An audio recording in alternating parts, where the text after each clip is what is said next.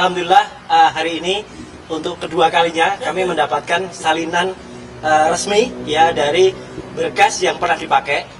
Kali ini adalah dipakai oleh Joko Widodo ketika mengikuti Pilkada DKI Jakarta tahun 2012. Kemarin di KPU itu adalah Pak Dr. Bonatua dan Pak Lukas. Oke.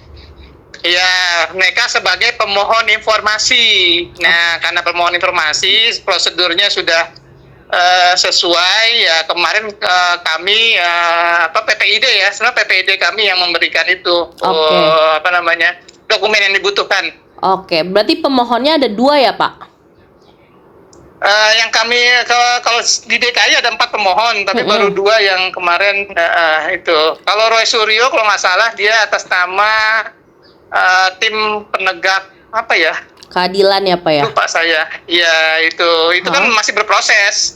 Di kami yang sudah sedang berproses kemarin dua kemarin itu ya Pak Lukas sama Pak siapa namanya? Pak Bonatua. Iya. Bonatua. Oke. PPID ya, Pak ya.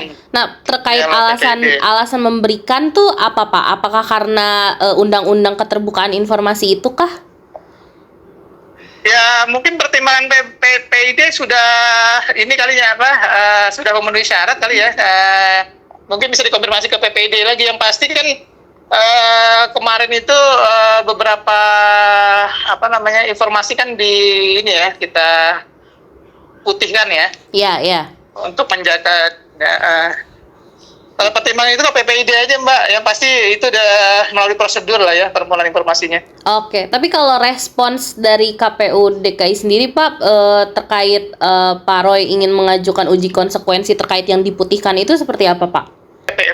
Penuh oleh PPID. Berarti harus langsung ke PPID ya, Pak ya?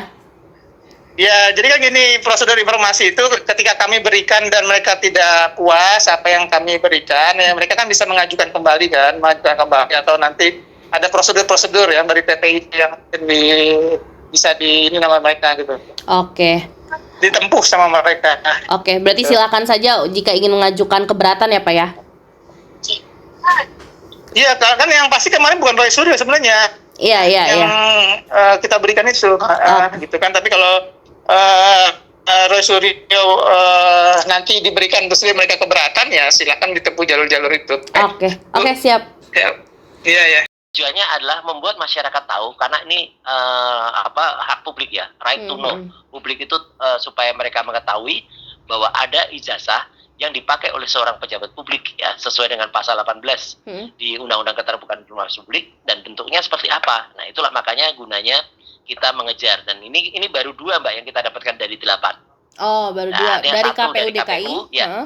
Satu ya, lagi KPU dari mana, DKI Pak? 1 sama KPU Pusat itu baru 1. KPU Pusat harusnya ada 2. Oke. Dan sejauh ini yang dibandingkan seperti apa, Pak? Kalau dari 2 institusi itu, Pak? Kalau dari 2 itu ijazahnya sih similar ya, atau mirip gitu. Teman kan pengesahannya kan beda-beda. Nah, pengesahan ini kan lembar legislasinya itu kan nanti juga kita tes, kita uji juga. Apakah pada tahun yang bersangkutan itu si legislatornya si legalisatornya, orang yang mengesahkan itu sudah menjabat atau belum. Itu kan kita cek juga. Jadi ini semua jelas ada gunanya, sangat berguna untuk memberikan hak kepada masyarakat supaya mereka tahu ijazah dari seorang pejabat publik. Nah, ini dibandingkan juga dengan yang waktu itu pernah diajukan ke Polda, Pak, yang fotokopian yang kita pernah ngobrol itu, makanya, Pak. Betul, makanya, Mbak, saya bisa pastikan ijazah yang dikumpulkan oleh Jokowi ini 99,9% palsu. Karena ijazah itu sudah ada pada kata teliti pada saat kami membuat buku itu. Ijazah yang dikumpulkan di semua tempat titik ini sementara adalah ijazah yang memang berbeda dengan ijazah-ijazah milik teman-teman yang lain. Kan saya sering katakan tuh ada 3 ijazah pembanding. Nomor 1115 miliknya Frono Jiwo, 1116 miliknya Hari Mulyono, 1117 miliknya Sri Murtiningsih. Itu semua sama kalau yang 3 itu.